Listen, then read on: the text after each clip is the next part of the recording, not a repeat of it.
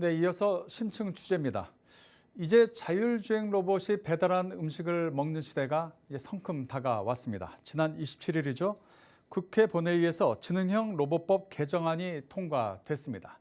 자, 관련된 내용 산업팀의 박나연 기자와 함께 이야기 나눠보겠습니다. 박 기자, 먼저 이 지능형 로봇법, 여기에 대해서 설명을 좀 들어볼까요? 네, 이 지능형 로봇법, 이 법은 이 지능형 로봇 개발 및 보급 촉진법의 줄임말인데요. 쉽게 말해 실외 이동 로봇의 국내 사업화를 촉진하기 위한 법안입니다. 이 실외 이동 로봇에 대한 정의, 또 운행 안전 인증 체계, 보험 가입 의무 등 이 로봇이 실외 이동을 할 수 있도록 허용하기 위한 기반이 이 주 골자인데요. 구체적으로 자율주행 로봇 중에서 보도통행 허용 대상 로봇 범위를 특정하고 또 도로교통법상 보도통행 금지 대상에서 제외하고자 이 실외 이동 로봇에 대한 정의를 신설했습니다. 이 지능형 로봇법 개정안은 지난주 목요일 국회 본회의를 통과했는데요. 이 한시법에서 영구법으로 전환되면서 이 법적 안정성까지 확보됨에 따라 올해부터 배달 로봇 사업화가 가능해질 전망입니다. 이 법이 만들어지는 단계에서 한계점이라 해야 될까요? 문제점이라고 해야 될까요? 어떤 부분이 가장 컸습니까? 네, 그동안 우리나라는 이 현행법상 이 로봇의 보도통행과 공원 출입금지 등 이 규제가 사업화를 가로막고 있었습니다. 이 때문에 자율주행 로봇 배달은 일부 규제 샌드박스 지역 또는 현장 요원 동행을 조건으로 제한적인 서비스만 이뤄져 왔는데요.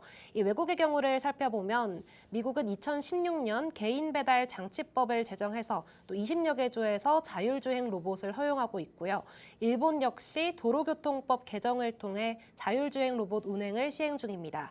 이 급변하는 시장 환경과 이 업계 수요에 대응하려면 우리나라도 법 개정이 시급하다 이런 지적이 계속 이어져 왔습니다. 자, 이번 법 개정과 관련해서 그렇게 되면 이제 앞으로 이제 로봇 시장의 어떤 변화 우리가 좀 예상해 볼 수 있지 않겠습니까? 네, 맞습니다. 앞서 로보티즈는 지난 2019년 12월 이 자율주행 로봇 규제 샌드박스를 통과해서 서울 강서구 마곡 지역에서 시범 사업을 수행해 왔고요. 또 유진 로봇은 3D 스캐닝 라이다를 적용해 전방향 주행이 가능한 로봇 고카트를 앞서 출시한 바 있습니다.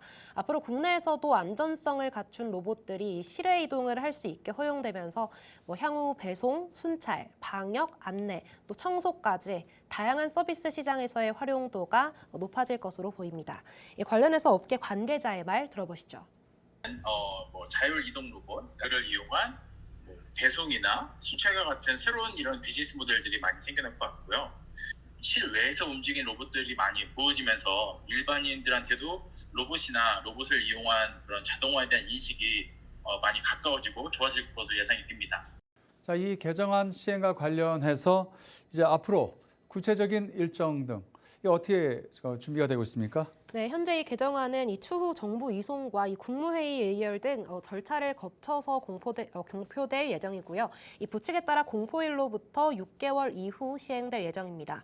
이 산업부에서는 연내 사업화가 가능하도록 이 인증 기준 등 하위 법령을 신속히 마련한다 이런 계획입니다. 자, 이제 조만간 조금만 있으면 이제 길거리에서 로봇들이 이제 다니는 모습을 우리가 볼 수 있게 된다 이렇게 이해하면 되겠죠? 네, 맞습니다. 알겠습니다. 산업팀의 박나연 기자였습니다. 수고하셨습니다.